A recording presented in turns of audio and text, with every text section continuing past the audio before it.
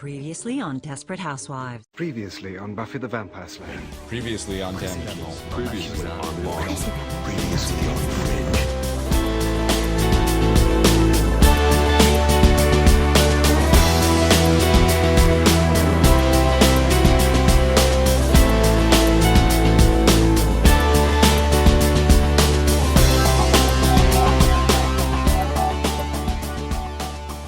Bonsoir tout le monde, merci de nous rejoindre pour cette nouvelle édition de Précédemment. Nous recevons aujourd'hui deux universitaires, Éric Fournier et Arnaud-Dominique Hout. Merci à vous deux d'avoir accepté notre invitation. Bonjour Éric Bonjour. et bonjour Arnaud. Bonjour. Vous permettez que je vous appelle Arnaud, Oui, Dominique. aucun problème. On va pas discuter de votre livre que vous avez édité aux éditions de la Sorbonne. Ça s'appelle À bas l'armée, l'antimilitarisme en France du 19e siècle à nos jours. Alors moi, je m'intéresse beaucoup à la chose militaire depuis peu. On a déjà plusieurs émissions sur le sujet que vous pouvez écouter sur podcast, etc., etc. J'ai déjà dit plusieurs fois dans les émissions que je venais plutôt du gauchisme primaire. Donc pour moi, les militaires, c'est dissolution immédiate. Mais depuis quelque temps, j'apprends à mettre de l'eau dans mon vin. Et votre livre c'est une somme, quoi. Et sur la culture générale, et sur l'histoire militaire, mais aussi sur l'histoire de la France. Alors, on va essayer de voir tout ça. Je voudrais juste commencer un petit peu par parler cuisine. Je voudrais savoir... d'abord, je vais vous présenter quand même. Excusez-moi. Arnaud Dominique, vous êtes professeur d'histoire contemporaine à la Sorbonne, membre du Centre d'histoire du 19e siècle. C'est quoi ça, s'il vous plaît? Je ne connaissais pas du tout. Alors, c'est un laboratoire qui est en fait un des plus anciens laboratoires d'ailleurs de la Sorbonne, qui, comme son nom l'indique, s'occupe de l'histoire du 19e siècle, mais en fait élargie, hein, parce qu'on a une conception, vous l'avez vu dans le livre, très élargie du 19e. C'est un laboratoire qui a une particularité, c'est que il continue à regrouper des historiens de deux universités différentes, Paris Panthéon-Sorbonne et Sorbonne Université, qui sont voisines, mais qui sont en fait des universités différentes, et c'est très bien comme ça, on partage le même laboratoire de recherche spécialisé sur ces questions. D'accord, je vais rebondir sur le laboratoire de recherche. Juste avant, je fais le lien. Éric Fournier, vous êtes aussi donc au centre, au centre d'histoire du 19e, hein, c'est bien ça? Voilà, exactement, mais l'autre université, du coup, Paris 1, Panthéon-Sorbonne. D'accord, l'université voisine. Ah oui, mais imbriqués, c'est-à-dire les locaux se croisent, se chevauchent, mais nous sommes différents. Voilà. Alors, ça veut dire quoi, laboratoire de recherche? Ça veut dire que, alors, c'est une question très bête, hein, mais c'est pas grave. Laboratoire de recherche, ça veut dire quoi? Ça veut dire que vous cherchez des nouvelles sources historiques, vous cherchez ce qu'on ne sait pas encore. C'est quoi, un laboratoire de recherche, Du coup, alors, les Éric? nouvelles sources historiques, nous, comme on travaille sur l'histoire contemporaine, c'est malheureusement assez rare. Nos collègues qui travaillent sur l'histoire antique ou médiévale peuvent avoir la chance de trouver des nouvelles sources par des fouilles. Nous, les nouvelles sources, ça arrive.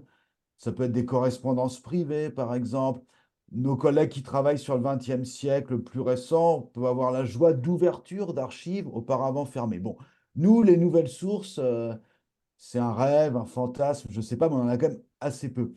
Et en revanche, effectivement, soit on reprend des questions qui avaient été traitées il y a très longtemps, et comme l'histoire répond aux questions de son temps et du présent, bah, il faut bien qu'on s'y remette. Soit effectivement, comme c'est le cas là pour l'antimilitarisme, on se rend compte au cours de discussions entre collègues, de travaux en commun, que par exemple, il n'y avait aucune synthèse universitaire sur l'antimilitarisme. Donc là, c'était du neuf. Et on a mobilisé les ressources du laboratoire, alors des ressources financières limitées, on va le dire tout de suite, mais en revanche, on a pu s'appuyer sur des collègues, des étudiants, des doctorants pour nous aider dans ce travail. D'accord. Oui, c'est ça. Alors, En fait, le laboratoire en histoire, c'est une manière de conserver quelque chose de collectif. Parce que c'est vrai que en général, le travail de l'historien est quand même plutôt un travail individuel. L'essentiel de nos publications sont individuelles. En général, on signe tout seul les livres et les articles. Mais dans le cadre justement du laboratoire, c'est un espace un peu idéal pour avoir un lieu de discussion, de convergence. Et donc là, très concrètement, ça permet de monter un travail collectif qui se décline d'ailleurs souvent sous la forme, dans ce cas-là, de journées d'études, avant de devenir véritablement un livre. d'accord. En gros, c'est plusieurs cerveaux au service d'un seul thème. C'est bien ça? Ouais, et plusieurs regards. Parce qu'en fait, l'intérêt, c'est qu'on on venait pas forcément des mêmes spécialités. Je pense que ce qui est intéressant ici, c'est que Eric est spécialisé dans l'histoire des révolutionnaires plutôt, et moi plutôt dans l'histoire de ceux qui sont de l'autre côté de la barricade, des gendarmes et des forces militaires. Et ce qui est intéressant, justement, c'est de voir qu'on a des objets voisins, mais qu'on regarde dans deux sens différents, et donc d'essayer de confronter et donc de faire avancer la réflexion collective. Alors ça, je l'avais compris rien qu'à la lecture de votre bibliographie. Par exemple, vous avez écrit Arnaud Dominique Hout, Les peurs de la belle époque, crimes, attentats, catastrophes et autres périls, aux éditions Taillandé. Je vous annonce que je l'ai acheté, que je n'ai pas encore ouvert, mais que je vais le lire. Attendez-vous à un autre mail de ma part C'est très bien. pour en discuter, parce que le thème m'intéresse vraiment. Et pareil, pour vous, Éric Fournier, La critique des armes, une histoire d'objets révolutionnaires sous la Troisième République. Alors lui, il est dans ma liste, hein, je ne l'ai pas encore acheté, mais ça va bientôt, ça va être le mois prochain, je pense. Et aussi, sur les mouvements révolutionnaires, vous avez écrit La Cité du sang, Boucher de la Villette contre Dreyfus. Celui-là, je l'ai pas précommandé, on va dire. Mais j'avais bien vu la différence enfin, entre les deux avec votre bibliographie. Avant de passer à votre livre, je voudrais savoir comment il a été écrit. Alors, c'est sous la direction d'eux, donc de vous deux. Est-ce que ça veut dire que vous avez élaboré le plan, savoir de ce qu'on allait mettre, de ce que vous alliez mettre dedans, puis faire, je sais pas moi, un appel d'offres pour les auteurs qui sont dans le livre? Comment ça se goupille tout ça? Qui veut prendre la parole? Bah, je veux bien commencer et Eric Vraiment. continuera. On travaille un peu toujours comme Oui, ça, finalement, en oui. embrayant l'un et l'autre. Euh, En fait, le point de départ, c'est qu'on avait voulu monter un colloque. Et donc, on a cherché des gens qui pouvaient justement intervenir sur ces questions. On a même fait un appel à communication. Donc, on a fait circuler dans toute la communauté historienne, hein, puisqu'on a des listes de diffusion, voilà, un appel justement à proposition. Ce qui nous a permis déjà d'avoir une première liste de gens qui soit travaillaient vraiment sur ce sujet-là, soit sans être spécialistes de ce sujet, s'y intéresser. Et ensuite, quand on est arrivé au projet de faire un livre, on a constitué une sorte de table des matières un peu idéale. Et puis après, on a essayé de voir si, pour tous les thèmes qu'on envisageait, on pouvait trouver des spécialistes.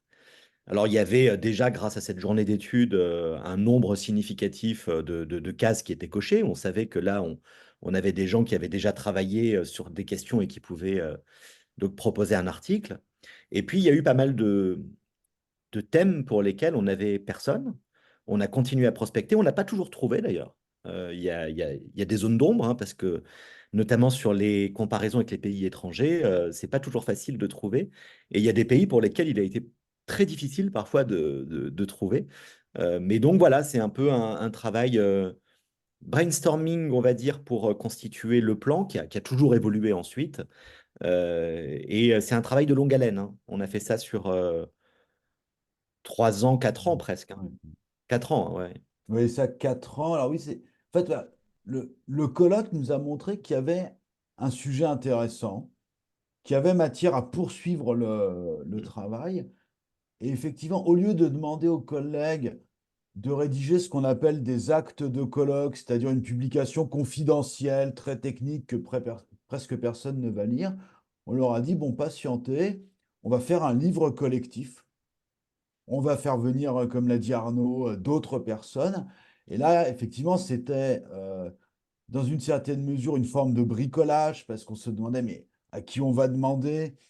Contrairement à ce qu'on peut lire parfois, les chercheurs en activité sont souvent surchargés de travail et plusieurs nous ont dit, non, mais là, je peux pas, je suis sur plusieurs livres en même temps, je suis au bout. Donc, il a fallu qu'on bricole, qu'on prospecte, faire des choix. Par exemple, on avait fait le choix de faire monter les jeunes, c'est-à-dire Mm. dès qu'il fallait choisir pour une notice un peu importante, un peu centrale, l'un des critères était de promouvoir les jeunes pour les aider dans la suite du métier, par exemple. Donc ça, c'est une coordination qui comporte un réel facteur humain, c'est-à-dire qu'il fallait trouver, parfois convaincre des collègues de se rajouter un surcroît de travail, même si globalement ça a été plutôt bien accepté, parce qu'aussi on leur proposait un format peut-être un peu plus court que les contributions habituelles, parce qu'on voulait aussi faire un livre lisible et accessible.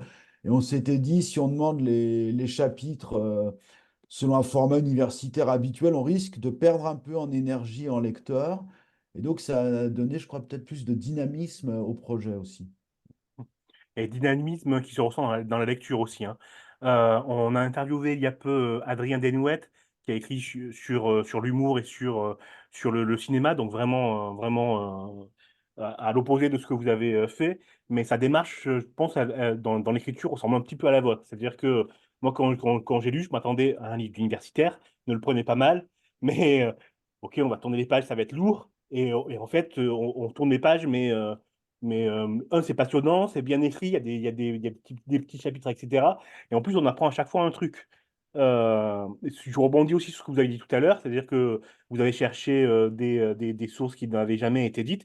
Et on va en parler tout à l'heure, hein, mais le soldat Garou, par exemple, moi, je ne savais pas du tout, et pourtant, j'ai baigné dans un milieu antimilitariste. C'est la première fois que j'en ai entendu parler, et c'est dans votre livre. Il y a aussi la naissance du mythe de la virilité. On en parlera un petit peu tout à l'heure. Je fais plein de petits teasings pour ceux qui nous écoutent. Mais ouais, on ressent bien ce dynamisme à la lecture du livre. Et ça, je pense qu'il faut aussi le dire. C'est important de dire que c'est un livre qui se lit comme un roman, quoi. Et on apprend en plus des trucs vrais. Donc, c'est bien. Avant de poursuivre sur le livre, j'aimerais poser une question personnelle. Alors, vous y répondez si vous le voulez ou pas, c'est pas obligé. C'est quoi le déclic? Qu'est-ce qui fait qu'on se dit, bah, je vais devenir historien? C'est à l'adolescence, c'est au niveau des études, c'est un goût pour... comment on se dit que bah, tiens, je vais devenir historien? Est-ce que vous avez, vous, un déclic ou est-ce que ça a été un long fleuve tranquille? Bah, en ce qui me concerne, c'est très simple et assez rare. Mon père était prof d'histoire dans le secondaire et vers l'âge de 3 ans et demi, j'ai voulu faire comme papa. Et ça m'a jamais abandonné du coup. Et moi, mon objectif, c'était d'être prof dans le secondaire, ce que j'ai fait pendant 16 ans tout en continuant à écrire. Moi, je me suis dit, mais bon, finalement, si je pouvais être à l'université, ça serait bien aussi. Donc, c'était oui, un long fleuve, relativement tranquille, mais oui, un très long fleuve pour moi. Merci. Oui, et moi de la même manière, je ne peux pas dire qu'il y a eu un déclic parce que j'ai vraiment le sentiment que j'ai toujours voulu en fait être prof d'histoire. Au fond, oui, enfin, voilà, c'est un peu le long fleuve tranquille, c'est vrai. Il n'y a pas eu de moment déclic, il n'y a pas eu de révélateur. Il y a en fait le constat, voilà, quand on est enfant et adolescent, que bah, les histoires les plus amusantes sont les histoires justement qu'on trouve dans les livres d'histoire. Et on se dit que bah, on a envie de les raconter aux autres et puis de les écrire à son tour. Et voilà. Ok. Donc ça veut dire, là j'écoute ce que vous me dites et je pense que ça veut dire que historien en gros mais c'est quelqu'un qui aime enseigner et Mm. Mm. partager quoi. Vous Oui. êtes d'accord? Ouais, ouais, ouais. Je pense que enfin, c'est vraiment une des clés. Alors, tout le monde ne le dira pas forcément de la même manière, parce qu'il y a différentes conceptions aussi. Il y a des conceptions plus scientifiques, on va dire, de l'histoire, parce que parfois, il y a d'autres visions du métier. Mais je pense que Éric Fournier et moi partageons la même conception qui met l'enseignement au centre, en fait, du système. C'est-à-dire que on n'écrit pas des livres pour nous-mêmes, mais on les écrit en ayant en tête justement nos étudiants, un public qui peut dépasser, on l'espère, le champ des étudiants. Mais, euh, mais l'idée, voilà, c'est qu'il y a cette question de la transmission. Et je pense que c'est très important aussi dans la manière de penser les objets, parce que vous le disiez tout à l'heure, on a fait des chapitres assez courts, mais c'est aussi parce qu'on est lucide sur les modes de lecture contemporains. Aujourd'hui, un livre, il est plus rare qu'on le lise en continu. Et si on fait un bouquin de 600 ou 700 pages, seuls quelques spécialistes, quelques passionnés vont le lire. Et là, l'intérêt, c'est que ce livre, il peut être feuilleté. Et je pense que c'est un mode de consommation qui est très fréquent en bibliothèque universitaire. Nos étudiants lisent pas le livre de l'intro à la conclusion, mais ils vont feuilleter et je pense qu'ils trouveront des choses. Ça piquera leur curiosité. Ouais, Je tout suis à fait. entièrement d'accord avec Arnaud sur ces questions. Et en tant que lecteur, je vous dis oui, tout à fait. Vous avez tout à fait raison. Ouais.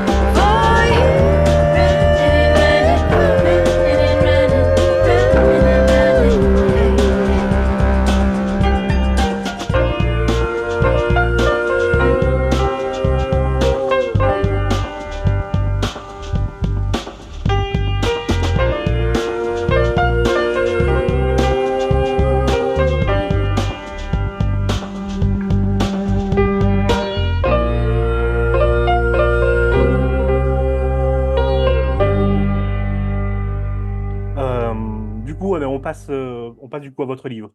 Enfin, après cette longue introduction. Alors moi, à la lecture, mais vraiment des premières pages, des 2 premiers chapitres, il y a 2 questions qui m'ont popé dans la tête, si j'ose dire, et que je vais vous retourner maintenant. La première question, enfin, c'est pas vraiment une question, c'est plus une impression. J'ai eu l'impression qu'il y avait une distinction qui était faite dans l'antimilitarisme. C'est-à-dire qu'on distinguait l'officier, c'est-à-dire le gradé, du soldat de base. Mhm. Est-ce que vous êtes d'accord avec ce que j'ai compris? Est-ce que vous pouvez expliciter? Oui, Eric, peut-être? c'est exactement ça. C'est-à-dire que sur toute la période, c'est-à-dire du milieu du 19e siècle jusqu'à nos jours à peu près, le soldat, qu'il soit un conscrit ou un soldat de métier d'ailleurs du reste, est généralement épargné par le discours antimilitariste. En revanche, le moindre officier, c'est-à-dire, en gros passer le grade de caporal, le moindre officier ou sous-officier, lui, va être considéré comme un des instruments principaux de l'oppression antimilitariste. Et ça, c'est vrai que c'est particulièrement flagrant. C'est-à-dire que ça n'épargne ni les officiers ni les sous-officiers. Mm. Il y a cette idée, effectivement, l'officier, c'est souvent le bourgeois, il y a une dimension de lutte des classes, et le sous-officier, c'est celui qui est complice finalement du système et qui détient une part de pouvoir. Et donc la critique, Mhm. elle existe.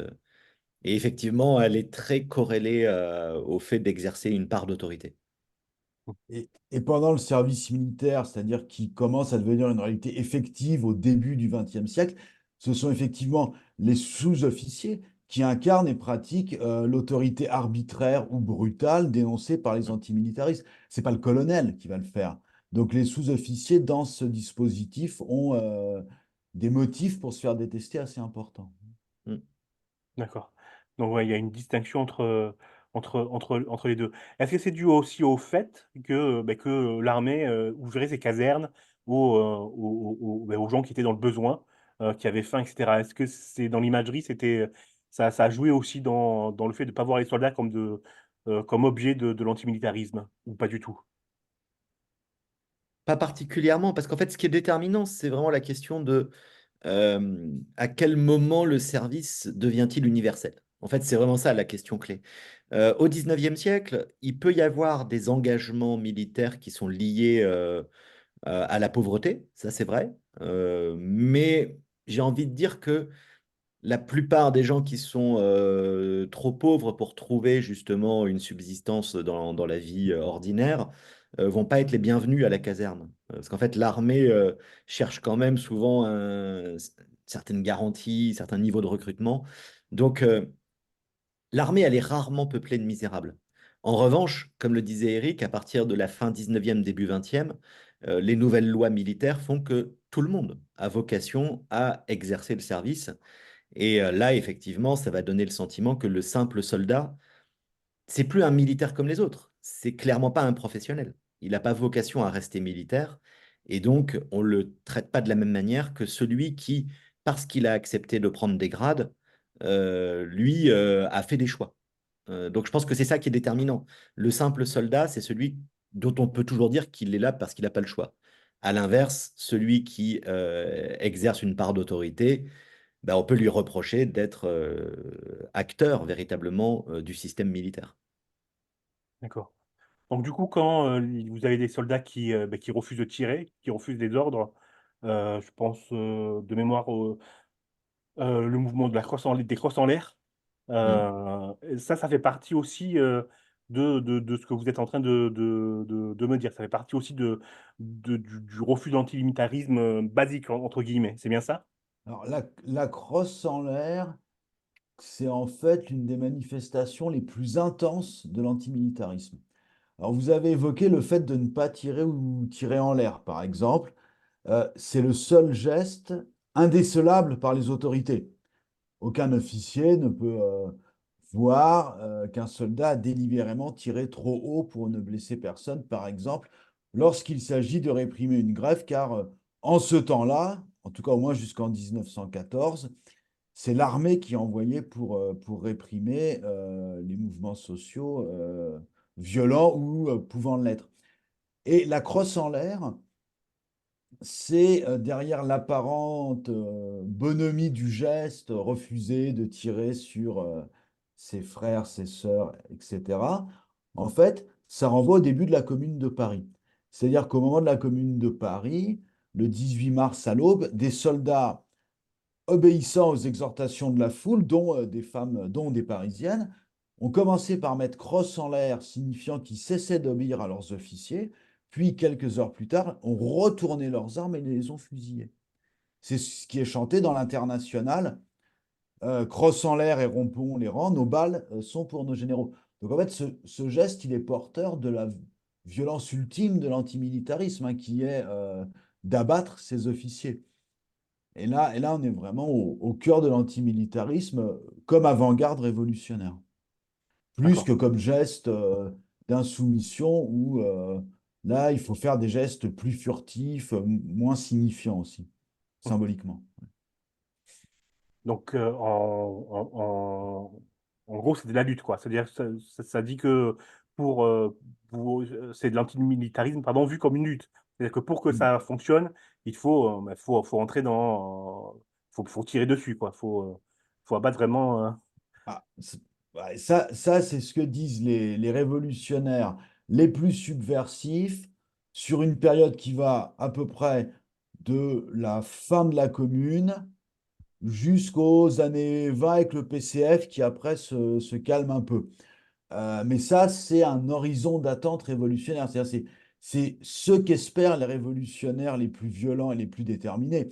Mais sinon, le simple fait, par exemple, de déserter ou de refuser d'obéir aux ordres peut suffire.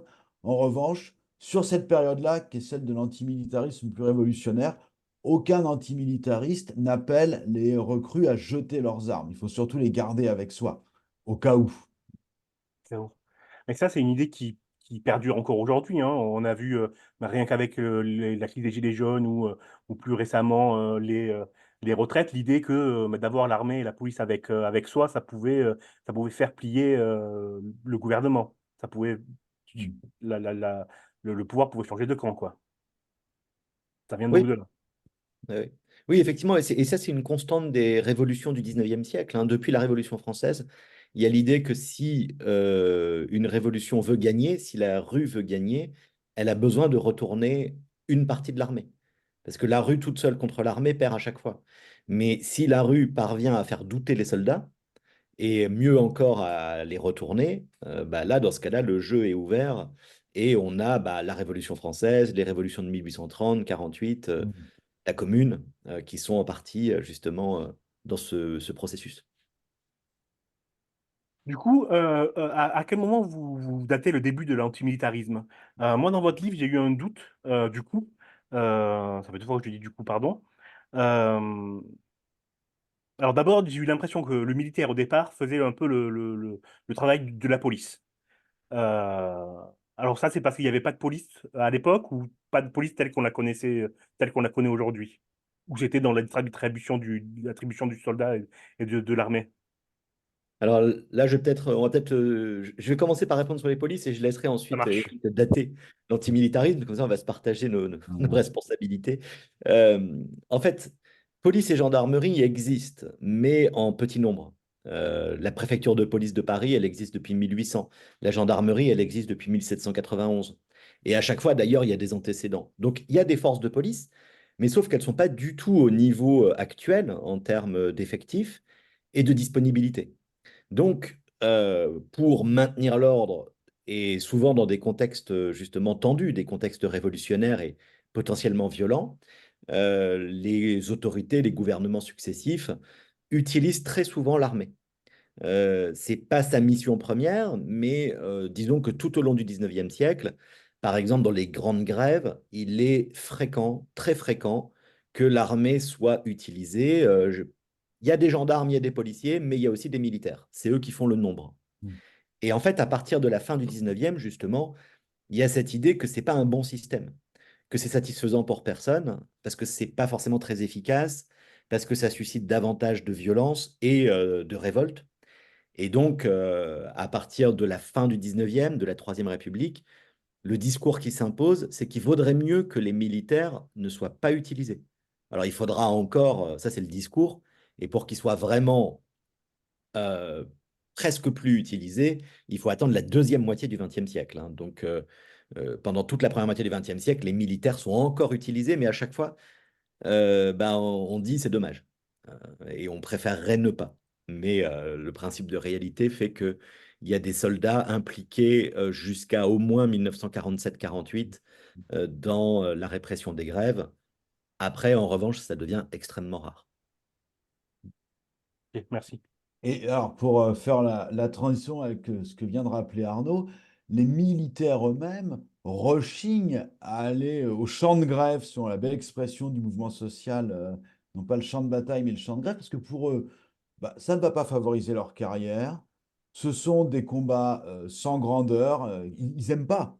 Enfin, il y a même les officiers les plus réactionnaires et soucieux de conserver l'ordre social jugent presque déshonorant d'être envoyés aux grèves. Donc il y a aussi un malaise, hein, de ce point de vue-là.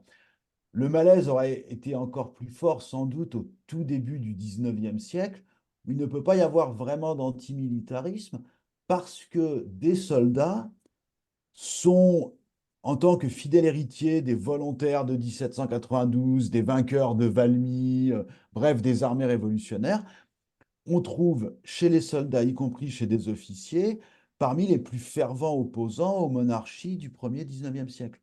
Un exemple célèbre, enfin quoique un peu daté pour les jeunes générations, les quatre sergents de La Rochelle, qui, comme leur nom l'indique, sont quatre sergents de l'armée française en 1827, si ma mémoire est bonne, qui font partie d'une conspiration pour renverser le régime, dans laquelle baignaient nombre de militaires et qui sont exécutés pour cela. Donc jusqu'en 1848, l'armée est mal vue par les forces conservatrices comme étant un repère de libéraux, c'est-à-dire à l'époque presque l'extrême gauche, voire de bonapartistes, en tout cas pas fidèles au régime et turbulents. Le grand changement, c'est la répression de la révolution parisienne de juin 1848, où l'armée, en 3 jours, submerge les barricades de l'Est parisien et massacre à peu près 4000 insurgés.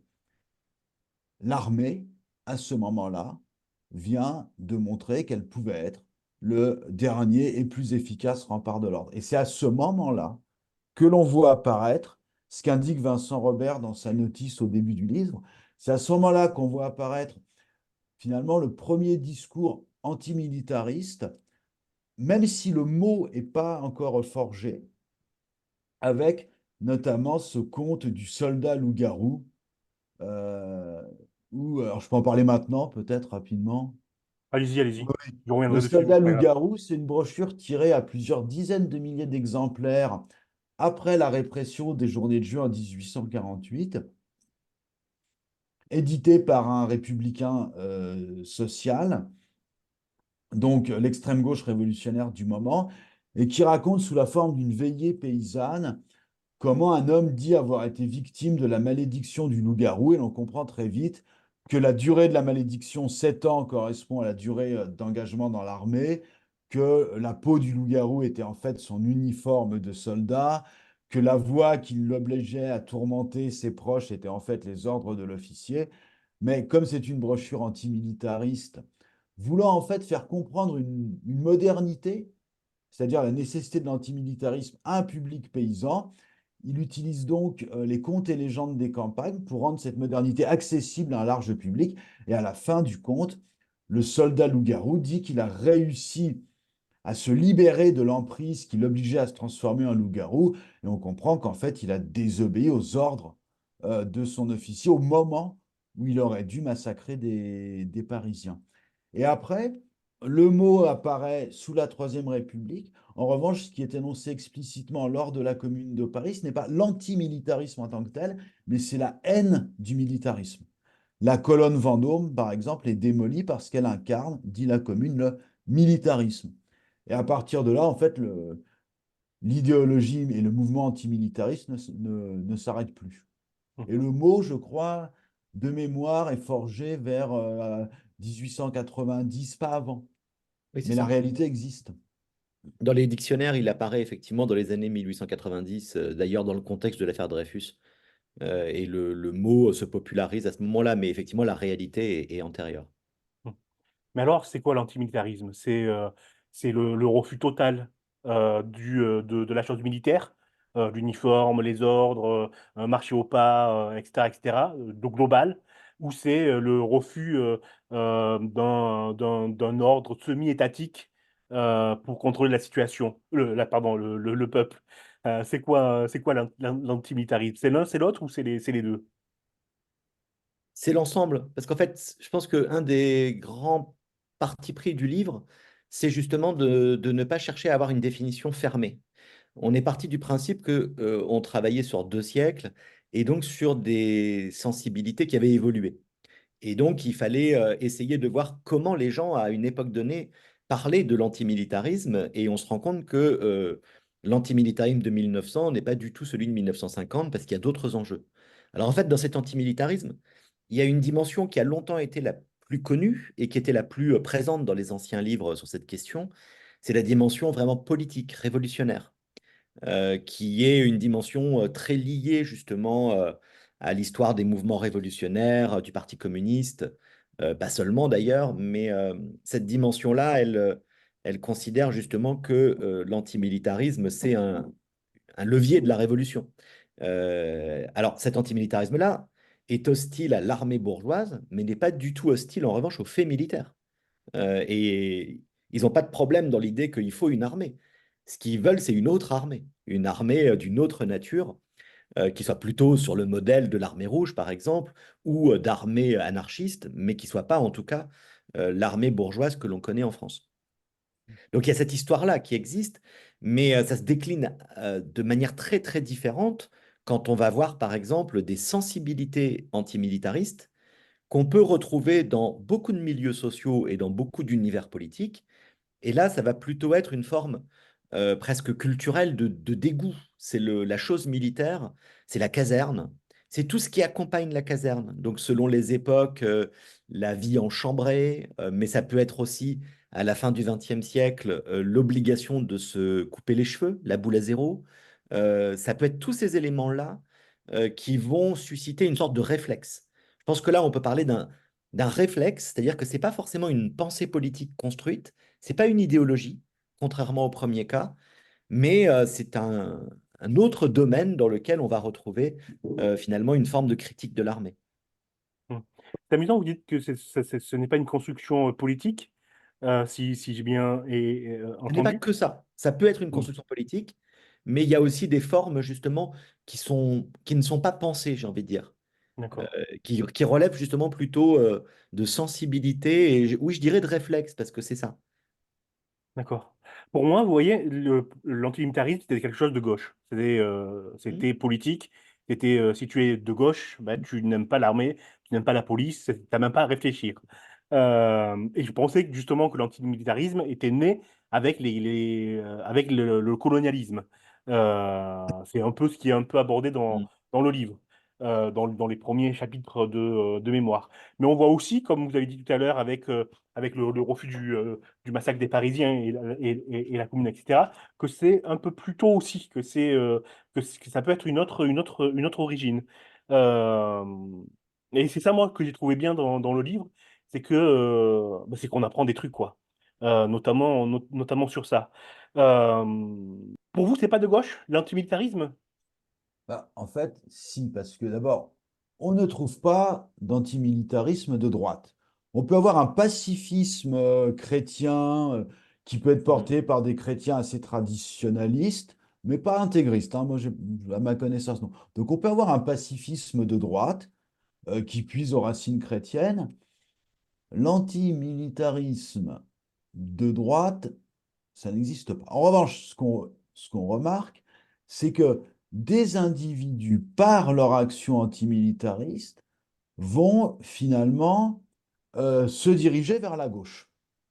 C'est-à-dire que des individus sans expérience politique préalable forte, parce qu'ils ont un engagement antimilitariste et réprimés comme tels par l'État, parce que la répression de l'antimilitarisme peut être très forte, vont basculer et se retrouver dans le jeu politique à gauche. Un bon exemple, je crois, c'est les combats du Larzac dans les années 70.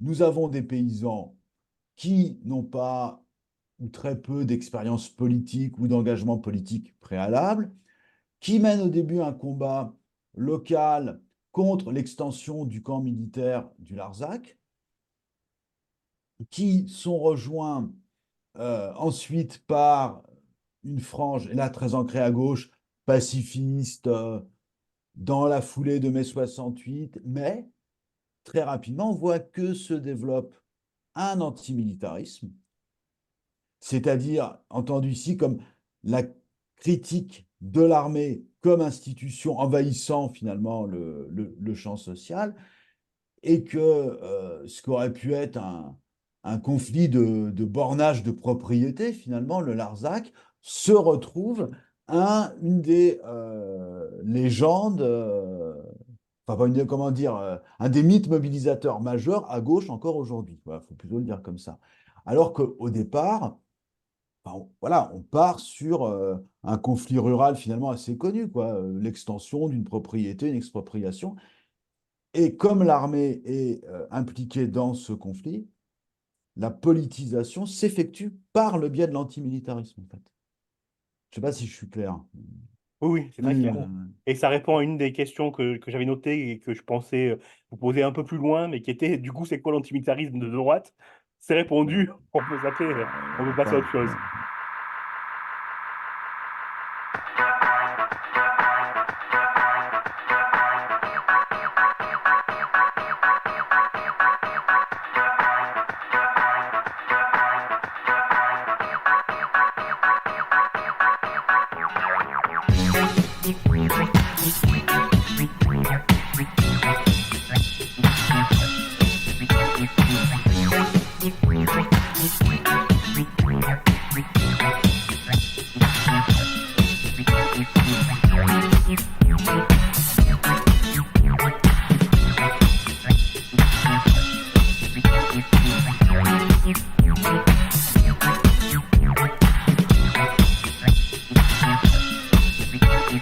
Work it, make it, do it, makes us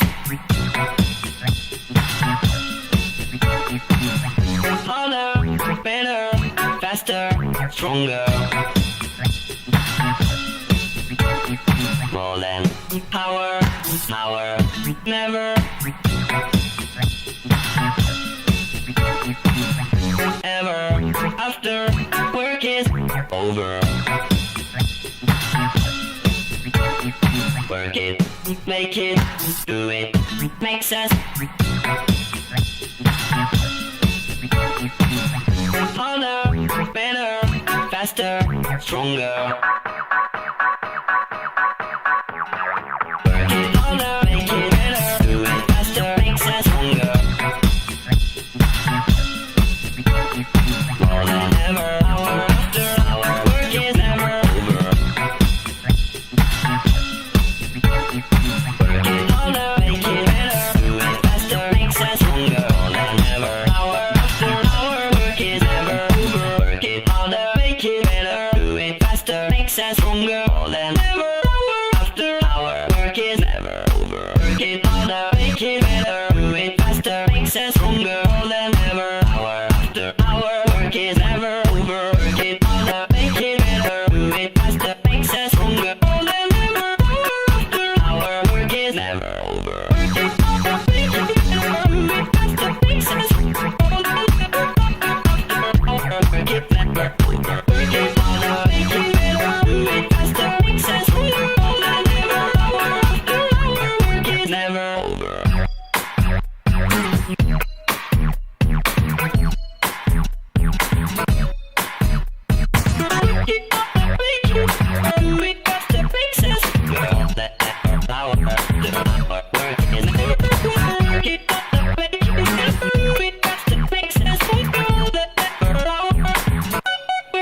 Never over. Work it, make it better, do it faster, makes it stronger. All that effort, power.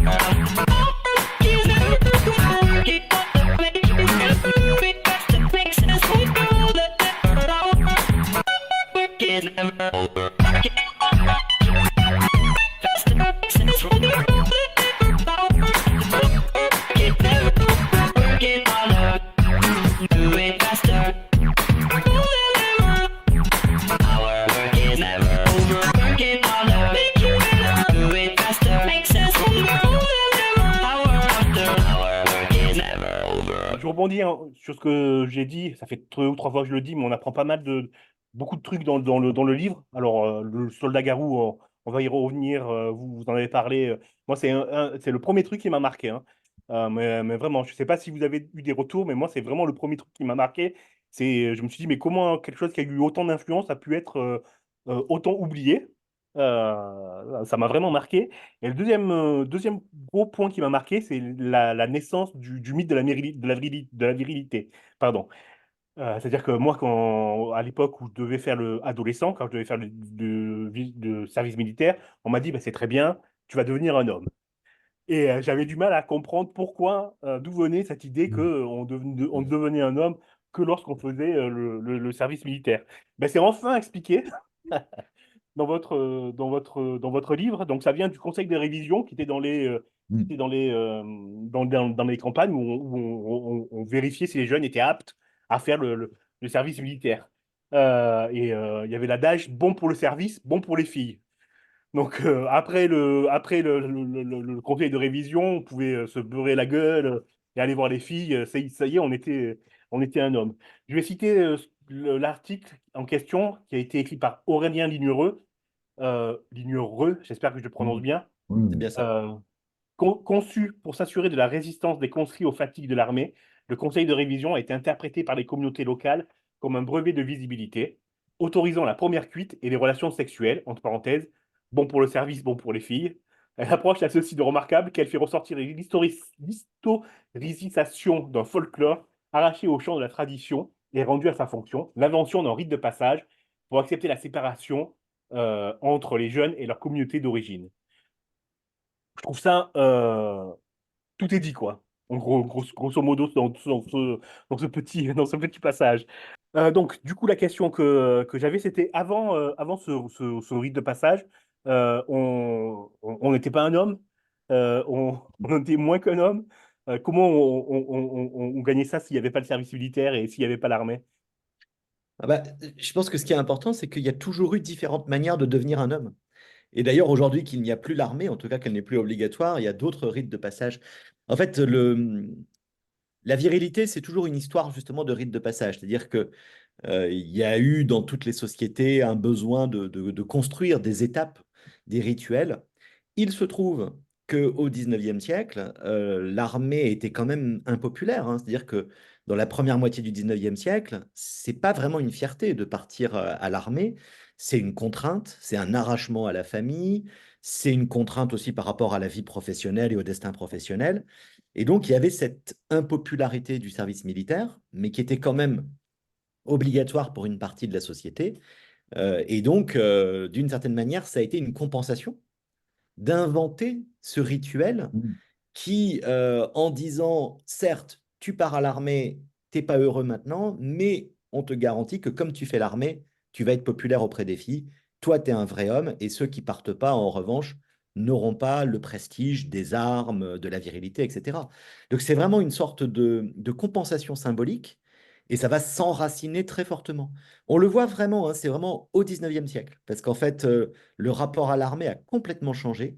Au début du 19e siècle, un militaire, c'est quelqu'un qu'on peut regarder avec une certaine méfiance et en se disant c'est quand même des gens bizarres.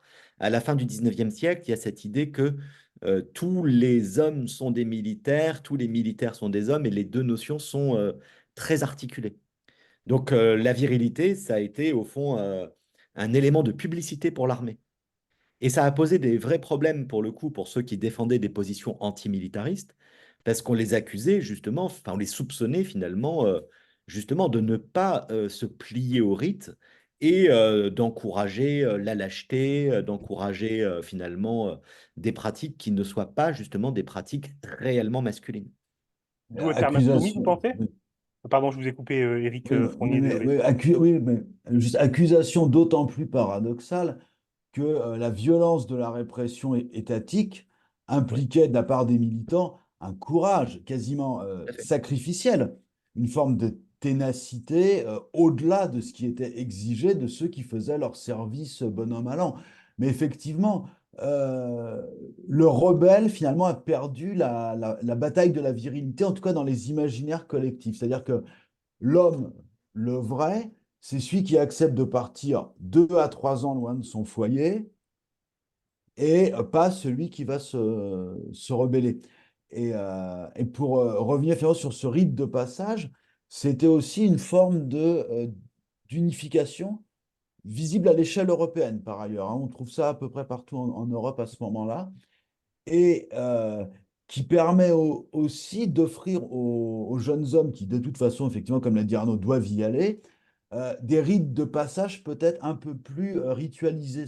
Parce que l'historienne Anne-Marie Sonn a montré qu'au début du 19e siècle, pour devenir un homme, c'était d'une très grande violence. C'est-à-dire que les violences de jeunes hommes au café, enfin partout, les duels, les bagarres, des guerres villageoises, des bandes de 50 à 100 villageois qui s'affrontent parfois mortellement, ce rite de passage viril était extrêmement éprouvant finalement pour les jeunes hommes. Et le conseil de révision offre finalement un sas obligatoire et qui peut servir de substitution à ces rites, parfois, enfin locaux, parfois empreints quand même d'une grande brutalité.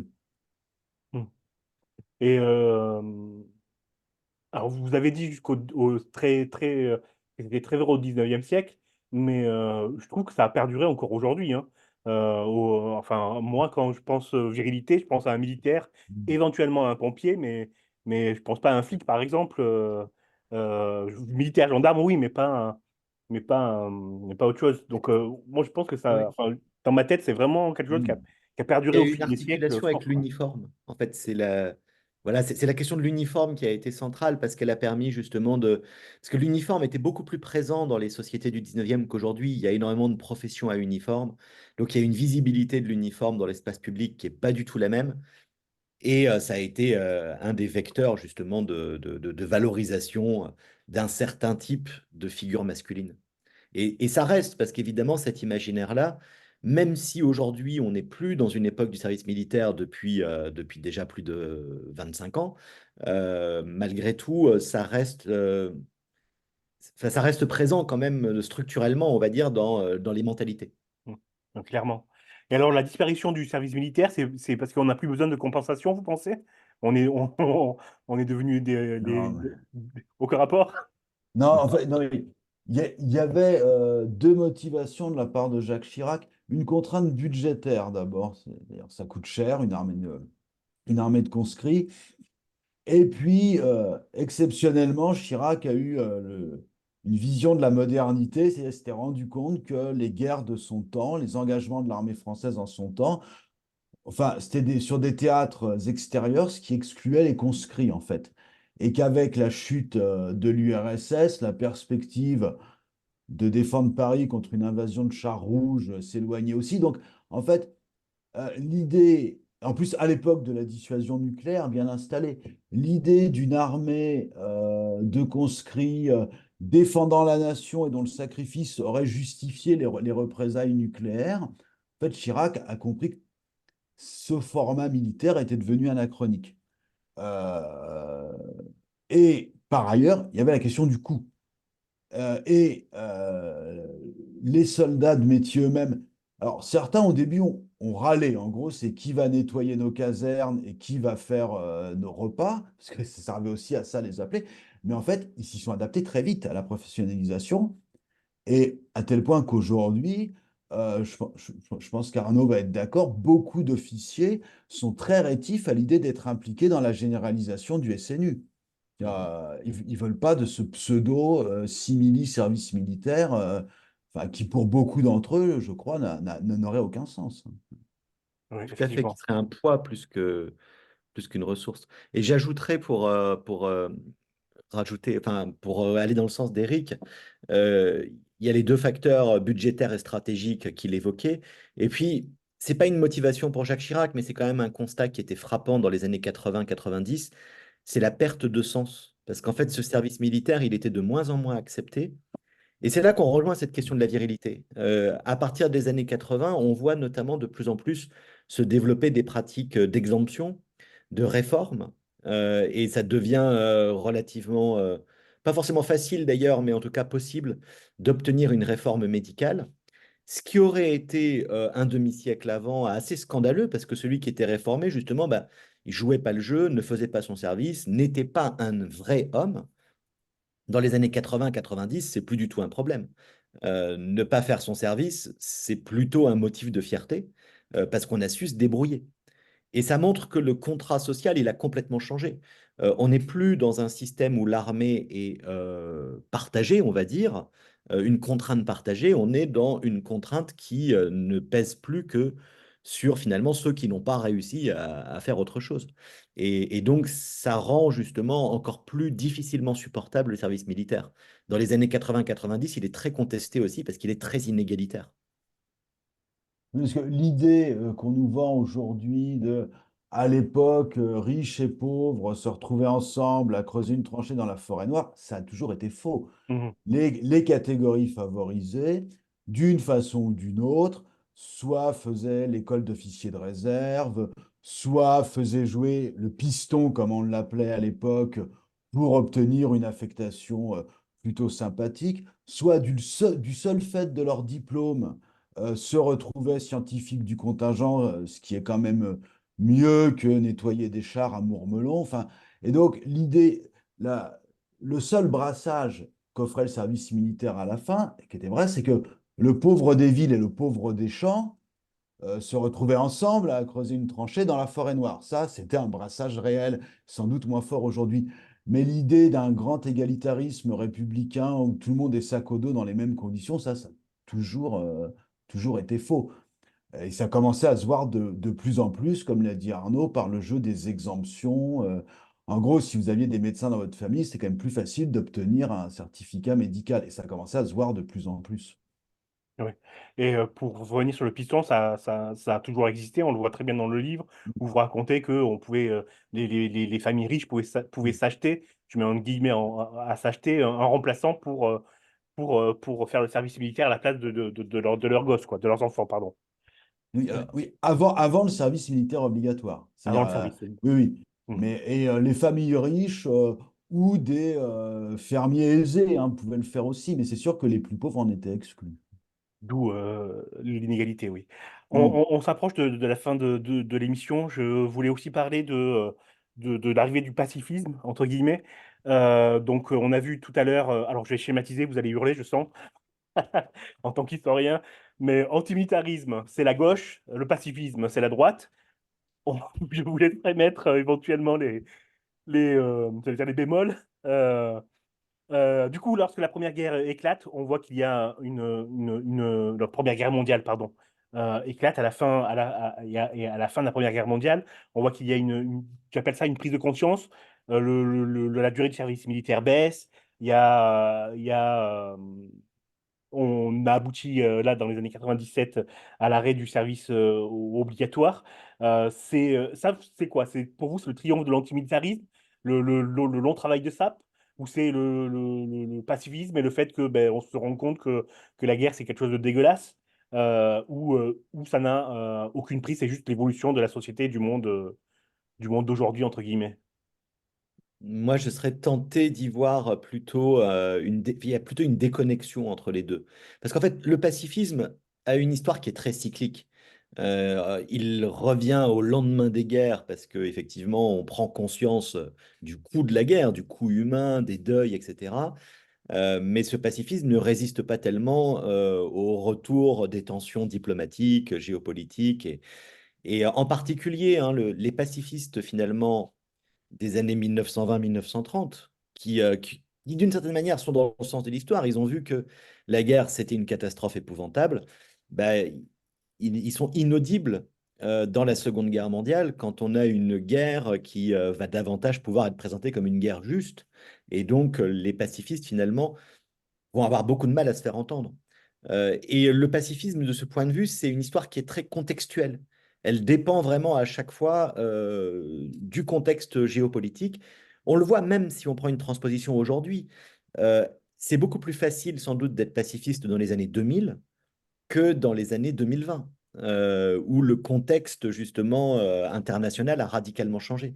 Donc le pacifisme change beaucoup, là où en revanche l'antimilitarisme, alors lui-même bien sûr il a des temps forts et des temps faibles, mais globalement c'est un mouvement davantage un mouvement de fond qui, au long du XXe siècle, fait qu'on a ce qu'on pourrait appeler justement un impôt du sang, une sorte de contrainte qui est exigée de tous les jeunes hommes de faire le service militaire, qui va être de moins en moins acceptée et qui va nourrir surtout de plus en plus de critiques par rapport non seulement au fait qu'il faut défendre la nation, ça c'est globalement accepté, mais surtout à l'idée que l'armée telle qu'elle est organisée, telle qu'elle est commandée, telle qu'elle est justement entraînée, ne correspond pas aux besoins et ne correspond pas à ce que veulent les gens.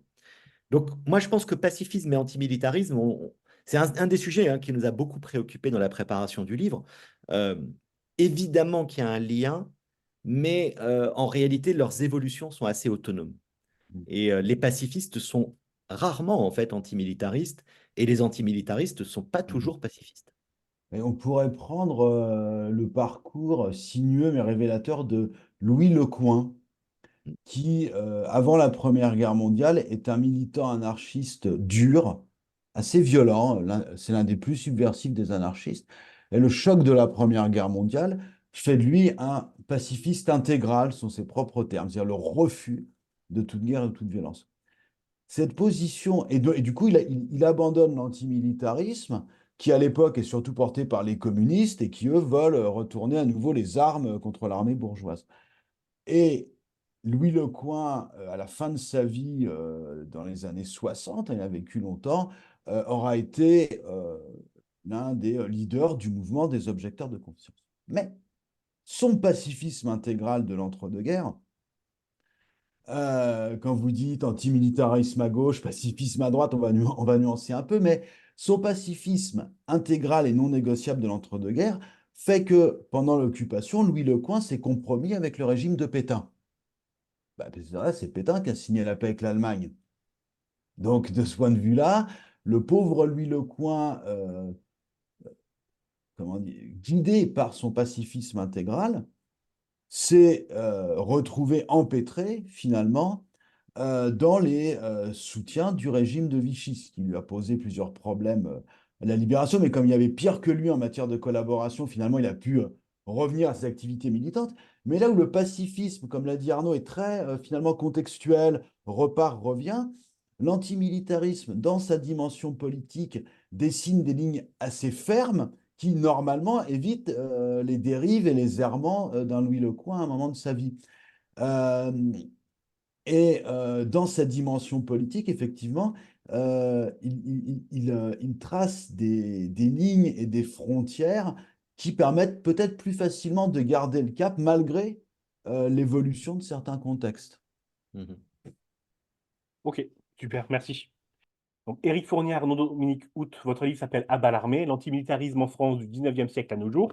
C'est aux éditions de la Sorbonne et c'est un livre que je conseille du coup. Et je vous dis merci encore et à bientôt.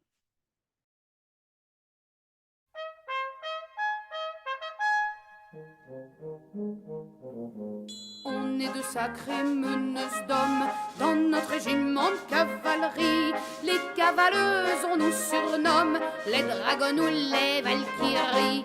Car nos yeux ne sont pas dans nos poches pendant le conseil de révision. Et s'il faut s'en taper des manches, on a nos petites compensations. Ainsi durant que la nouvelle classe se présentait à nous sans caleçon, on a toutes chaviré des chasses en voyant parader Gaston. La colonelle frôle le malaise devant son mètre 93. La commandante, elle flash un max sur son 128 de thorax. La capitaine perd la bataille, autour sont 80 de taille. Et la lieutenante son self-control, en vérifiant son tour d'épaule, que sa cuisse fit un bon 60. Laisse l'adjudante pantelante, la sergente oublie toute conduite pour son biceps de 48. La caporale est expirante en annonçant mollet 40. Bref, toutes les filles avaient un jeton pour l'un des appâts de Gaston. Mais moi qui ne suis que simple soldate, moi je faillis bouffer ma cravate.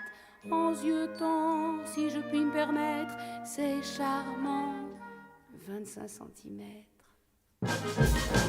Alors les officières bien vite se saisirent de la nouvelle recrue et l'entraînèrent chez le garde-mythe pour un habillage de leur crue.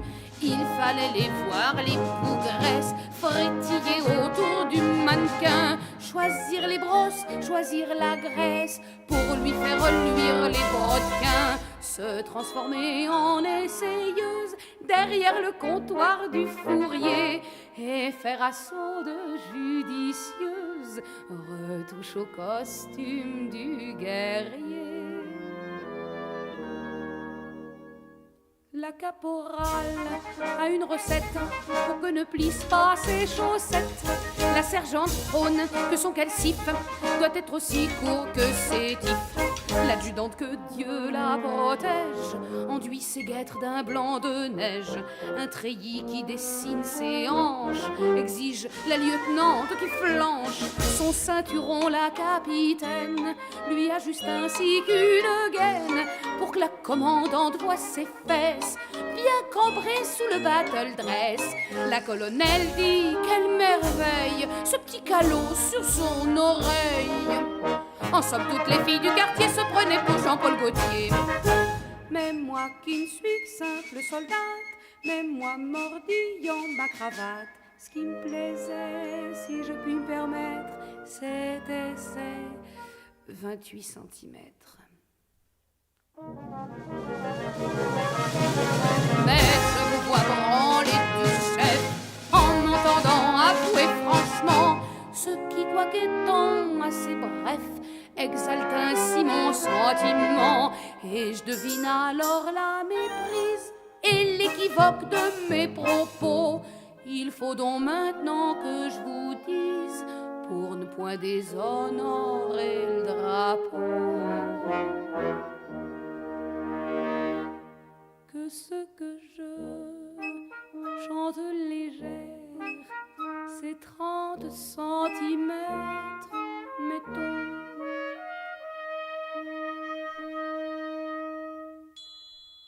Sont ceux de la petite fourragère dansant à l'épaule de Gaston.